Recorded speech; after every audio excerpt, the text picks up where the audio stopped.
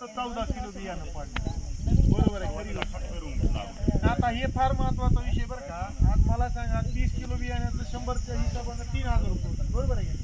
आणि 30 तुम्ही 14 किलो पाडलं म्हणजे किती किलो? दुप्पट फरक पडला. दुप्पट म्हणजे 15 किलो बियाण्याची जरी आपली म्हणजे त्या ठिकाणी जर बचत झाली तर 100 किलो तर कुठंच जर गेला नाही बियाण्याचा म्हणजे 1500 रुपये आपल्या ह्या ठिकाणी वाचलेले.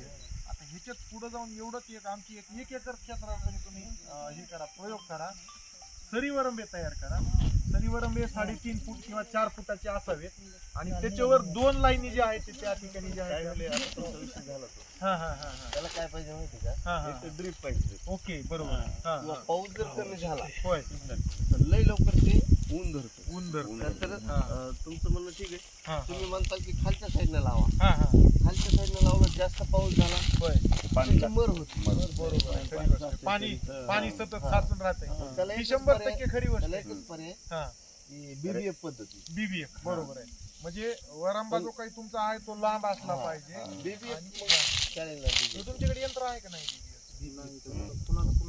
पण हे तुम्ही म्हणता ती गोष्ट खरी आहे की तुम्ही त्या ठिकाणी जर बेड तयार करत असला तर त्या ठिकाणी ठिबकचं जर अवलंब करून केलं तर 100% उत्पादनामध्ये ऑनलाईन करायला तुमची अशी अडचण येईल. होय फार्मर आयडीचं क्षेत्र जास्त होय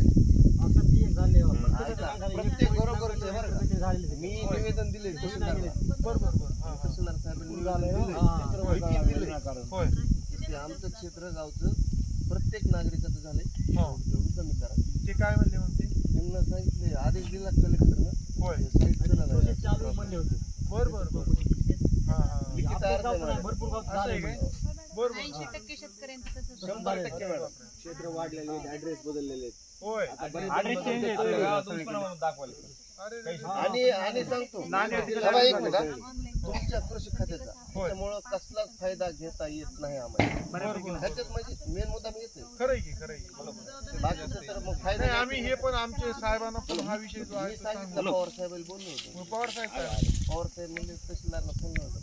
बरोबर ओके ठीक आहे. हा विषय जो आहे ना एकदा तुम्ही कागदावर घेतलाय म्हणजे त्यानंतर मला वाटतं की